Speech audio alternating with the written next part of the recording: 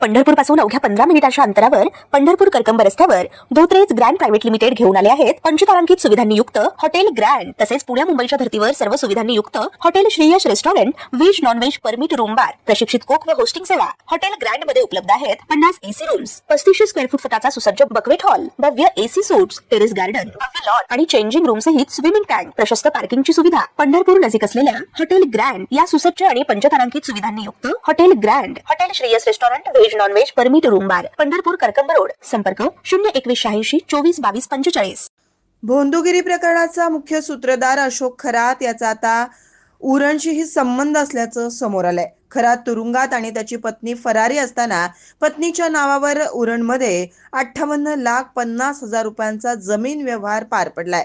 या प्रक्रियेत महसूल आणि नोंदणी विभागाने दाखवलेल्या कमालीच्या तत्परतेमुळे आता भ्रष्टाचाराचे गंभीर आरोप होत आहेत।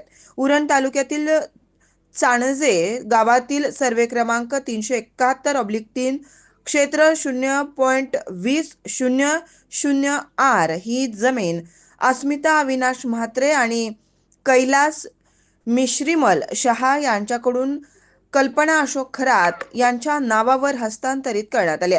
12 मार्च 2026 रोजी हे खरेदी खत नोंदवलं गेलंय।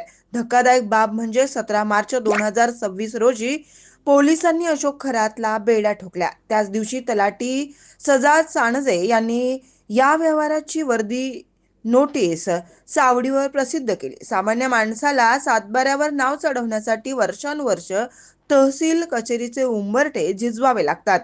जमीन व्यवहारांमध्ये तलाठी सर्कलची जागरूकता अतितीव्र असते। नियमांवर बोट ठेवून त्रुटी काढल्या जातात व वर कमाईचे निमित्त शोधलं जातं। मात्र या हाय प्रोफाईल गुन्हेगाराच्या प्रकरणात मात्र महसूल यंत्रणेने चक्र अत्यंत वेगानं फिरवली। 13 एप्रिल 2026 रोजी म्हणजेच महिना पूर्ण होण्याआधीच फेरफार क्रमांक 8351 मंजूर करण्यात आला।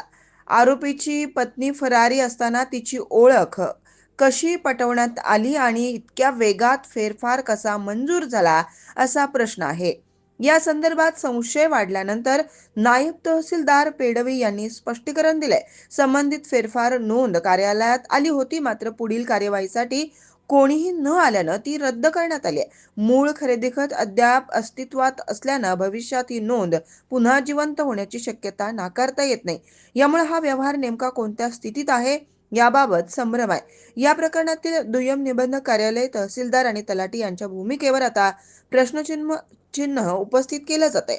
फरारी महिलेची ओळख पडताळणी कोणी केली, अटकेच्या दिवशीच नोटीस कशी प्रसिद्ध झाली, हा व्यवहार करण्यासाठी कोणाचा वरदहस्त होता, असे प्रश्न उपस्थित केले जात आहेत।